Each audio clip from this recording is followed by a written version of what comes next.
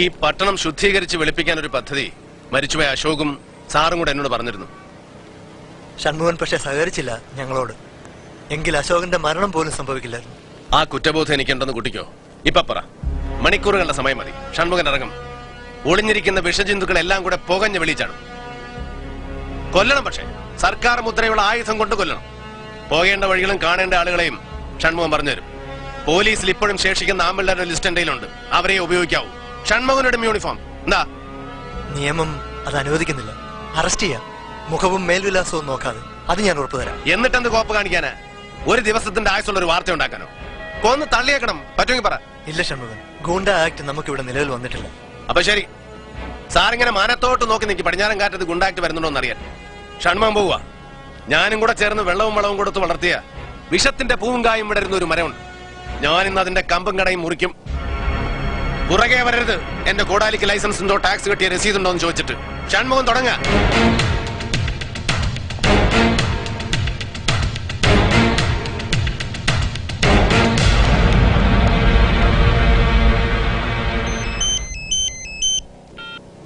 Hello poly, എവിടെയാടാ? ഞാൻ ഓഫീസിലാ. ഷറഫ് ഇപ്പൊ വരുന്നാ പറഞ്ഞത്. വന്നാലുടൻ. ഓഫീസിലിരിക്കുന്ന അത്ര നല്ലതല്ല. അവൻ എത്തട്ടെ. അവൻ വന്നാ തോന്നണേ.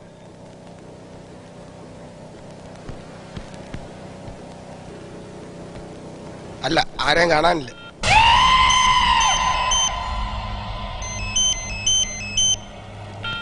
ഹലോ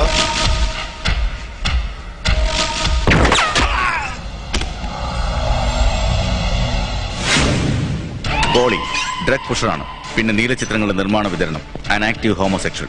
അത്തരം കേസുകൾ ഒരുപാടുണ്ട് ഇവന്റെ പേരിൽ.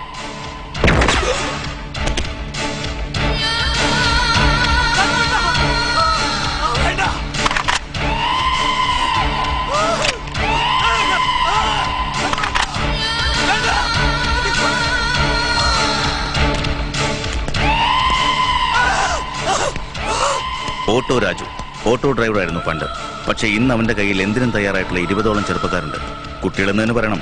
18നും 22നും ഇടയിൽ പ്രായമുള്ള.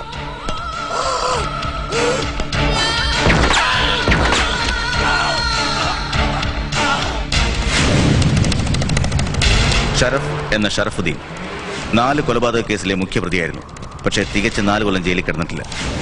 സബ് ജയിലിലും സെൻട്രൽ ജയിലിലും മയക്കുമരുന്നുകൾ എത്തിക്കുന്ന റാക്കറ്റിന്റെ നേതാവ്.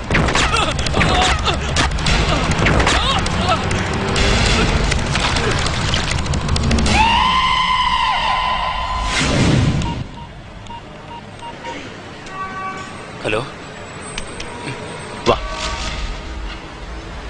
വാടാകരട്ടി പറയട്ടെ. ഫുൾ ലോഡ് സാധനമാണ് നിന്റെ സ്റ്റീൽ ബോഡി മുട്ടി നിൽക്കുന്നത്. ചുണ്ടുവരലും നനയ്ക്കാൻ മതി. കരടി നീ കോട്ടടിച്ചു പോകും. കൊല്ലരുത്. നീ ചോദിക്കുന്നതിന് സമാനം പറ. എന്നെ തീർക്കാനുള്ള പദ്ധതിയും പരിപാടിയും അത് നിന്റെ തലയിൽ നിന്നല്ലടാ വന്നത്. അല്ല വക്കീല, നാഗർകോവിലിൽ നിന്ന് ആളെ ഇറക്കിയതും പുള്ളിയാ. ഷൺമുഖേട്ടന്റെ മോളെ തട്ടാൻ പറഞ്ഞതും വക്കീല. എല്ലാം അങ്ങേരൊരുത്തനാ. എന്തിന്? ഷൺമുഖേട്ടൻ കയറി തിരിയുമെന്നുള്ള പേടിയില്ല. പിന്നെ ഇവിടെ പണിയൊന്നും നടക്കുകയില്ല എന്നുള്ള സ്ഥിതി വരാതിരിക്കാൻ. ഷൺമുഖേട്ടൻ എന്നെ വെറുതെ വിട്. ഞാൻ എവിടെയെങ്കിലും പോയി ജീവിച്ചോളാം. ഇനി ഈ സിറ്റിയിൽ കാണില്ല. പൊയ്ക്കോ, നിന്റെ കൂട്ടുകാർക്കൊപ്പം കൂടി. ഞാനവരെ പറഞ്ഞയച്ചിടത്തേക്ക് പൊയ്ക്കോ കരടി.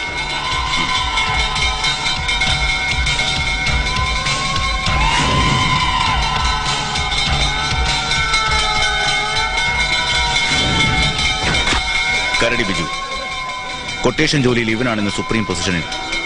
ആളുകളുടെ ശരീരഭാഗങ്ങൾക്കും ജീവനും വിലവിവര പട്ടികയുമായി 24 മണിക്കൂറും തുറന്നിരിക്കുന്ന ഓഫീസുണ്ട് ഇവന്.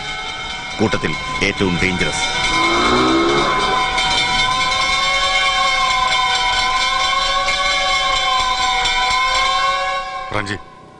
അളിയ നീ ധൈര്യമായിട്ടിരി. എന്റെ മുന്നിൽ ജോണച്ചാനുണ്ട്. പ്രൊട്ടക്ഷൻ എന്ന് വെച്ചാ ഒരു കമ്പനി പട കാണുവോടെ. കമ്മീഷണർ കൊടകനെയും പറഞ്ഞു വിടുന്നുണ്ട്. ഇപ്പോഴും പക്ഷെ അളിയൻ പറഞ്ഞില്ല എവിടെന്നാ ഭീഷണി, ആരാ ആള്. പറയാം, സമയം പറ്റേ. ഒന്നുകിൽ പടവീടൻ ഇതോടെ കയ്യിൽ ഒതുങ്ങും, അല്ലെങ്കിൽ അവൻ പെട്ടി കീറും. തമ്പുരാനെ നിനക്ക് സ്തോത്രം.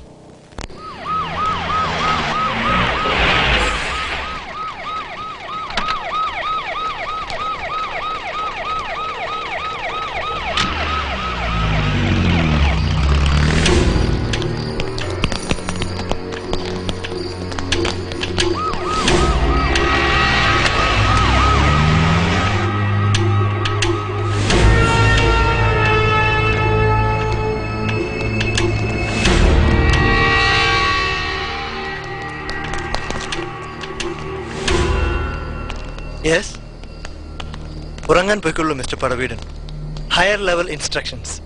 മിനിസ്റ്റർ ഫ്രാൻസിസ് ആണ് പ്രധാനമായിട്ടും. ഞങ്ങളിവിടെ ഉണ്ട്. ഞാനും പോകുന്നില്ല. നിങ്ങൾ ഉറങ്ങി എന്നറിയും വരെ. Thanks lot mister Chengappa. Good night.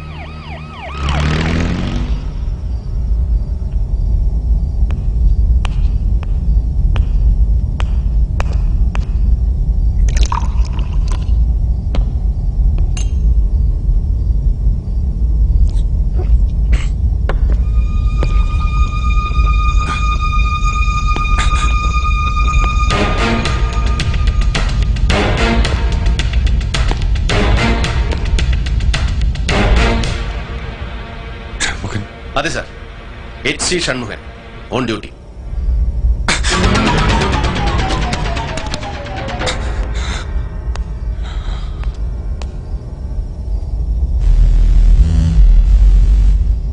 ഇതെന്തിനാ സാറേ? ഞാൻ അംഗരക്ഷകനല്ലേ, പാറാവുകാരൻ. പടവീടൻ സാറിന്റെ ദേഹത്തൊരു ഈച്ച പോലും വന്നിരിക്കാതെ നോക്കേണ്ട കാവൽ സംഘത്തിൽപ്പെട്ടയാള്. മാറ്റിപ്പിടി, പൊട്ടും ലോഡല്ലേ? അതെ, ഫുൾ ലോഡാ. നീ പണി തുടങ്ങി നിറഞ്ഞപ്പോ നിറച്ചു വെച്ചതാ. ആ പിള്ളേരെ നാലിനെ നീ ഞവളിയല്ലടാ. പിള്ളേര് ആയി ഗുണയന്മാർ. പോവാൻ പറഞ്ഞാ നല്ല ഭാഷയിൽ. വള്ളക്കൂലിക്കും പിന്നെ ഏതെങ്കിലും നാട്ടിൽ ചെന്ന് സെറ്റാവുന്നവരെ ചെലവിനുള്ളത് അതും കൊടുത്തു. അവർക്ക് വേണ്ട, അവർക്കെന്റെ ചാവ് കാണും. പുലകുളി അടിയന്തരത്തിന് ചോറും തിന്നണം. തന്നില്ലാ പടപ്പുകളുടെ അഹങ്കാരം. ചങ്കിനും പള്ളയ്ക്കും ഉണ്ട കയറ്റി ചെന്നെ കൊണ്ട്. അവരെ പറഞ്ഞിട്ട് കാര്യമില്ല. അവന്മാര് നോക്കിയപ്പോ കൊല്ലാനും വളർത്താനും ഒടേതമ്പരാൻ ലൈസൻസ് കൊടുത്തുവിട്ട പടവീടൻ സാറിനെ കണ്ടുള്ളൂ. അതിന്റെയും മുകളിൽ തൃക്കണ്ണ് തുറന്നാൽ സർവ്വതും ചാമ്പലാക്കാൻ ശേഷിയുള്ള പരമശിവന്റെ പുത്രൻ ഷൺമുഖനെ അവര് മറന്നുപോയി. മറവിക്ക് ചിലപ്പോഴൊക്കെ നല്ല ശിക്ഷ മരണമാണ്. അതെ, ഈ പട്ടണത്തിലെ ചവറ്റുകൊട്ടയിലേക്ക് ആരോ വലിച്ചെറിഞ്ഞവനെ കൂടെ കൂട്ടി കൂടപ്പിറപ്പിന്റെ സ്നേഹം തന്ന് ഇന്നത്തെ വിശ്വരൂപത്തിലേക്ക് വളർത്തിയ നിന്റെ മച്ചാനെ നീ മറന്നു. പിന്നിട്ട കാലത്തിന് നടന്ന വഴികളെ നീ മറന്നു. മരണം തന്നെയാ മറവിക്ക് ശിക്ഷ. പടവീടാ, നീ എന്നെ ഉണ്ടാക്കിയ തന്തയാവല്ലേ? നീ എന്റെ തോളിൽ കൈയിട്ട് കുമ്പാരി എന്ന് വിളിച്ചപ്പോഴൊക്കെ നിനക്ക് ആവശ്യങ്ങളുണ്ടായിരുന്നു. ഒന്നുകിൽ ഒരാളുടെ ജീവൻ, അല്ലെങ്കിൽ ആരുടെയെങ്കിലും പെട്ടിയിലോ പത്തായത്തിലോ ഇരിക്കുന്ന പണം.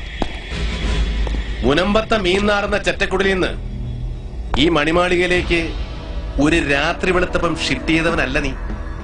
ഷൺമുഖന്റെ കൈക്കരുത്തും ചങ്കുറപ്പും വിറ്റും പണയം വെച്ചും കിട്ടിയതിന്റെ നടുക്കണ്ടം തിന്ന് വളർന്നവനാ നീ. ഞാൻ സമ്മതിക്കും, എനിക്കതിൽ അപമാനമില്ല. കൊലക്കത്തി പായും മുമ്പുള്ള ഈ സമയം നീ പറയുന്നത് എന്തും ഞാൻ കേൾക്കും. സമയം, മരണത്തിന് മുമ്പുള്ള സമയം, അതിൽ നമുക്ക് തുല്യാവകാശം. ഈ മുറി വിട്ട് ഒരാൾ മാത്രമേ ജീവനോടെ പുറത്തു പോകൂ. പോയിന്റ് ബ്ലാങ്കിൽ എന്റെ തോക്കിന് മുന്നിൽ നിന്നാ നീ ഇത് പറയുന്നത്. ആയുധം ആവശ്യത്തിന് ഉപകരിക്കാത്ത സന്ദർഭങ്ങളും ചിലപ്പോൾ വരും. ഒരു അത്താഴം കഴിഞ്ഞ ക്രിസ്തു ശിഷ്യന്മാരോട് പിരിയുന്നത്. നമുക്ക് ഓരോന്ന് പിടിപ്പിച്ചാലോ?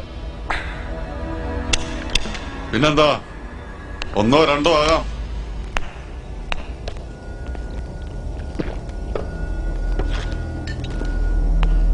ആവശ്യത്തിന് അങ്ങോട്ട് ഒഴിച്ചു കൂടി കുമ്പാരി.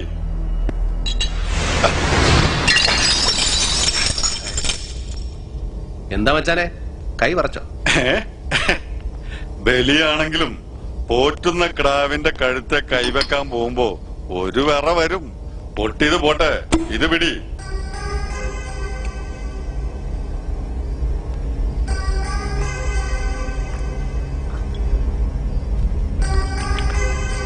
നിന്റെ ഈ ആത്മവിശ്വാസം, ഞാൻ അതാണ് ആദ്യം ഇഷ്ടപ്പെട്ടതും ബഹുമാനിച്ചതും.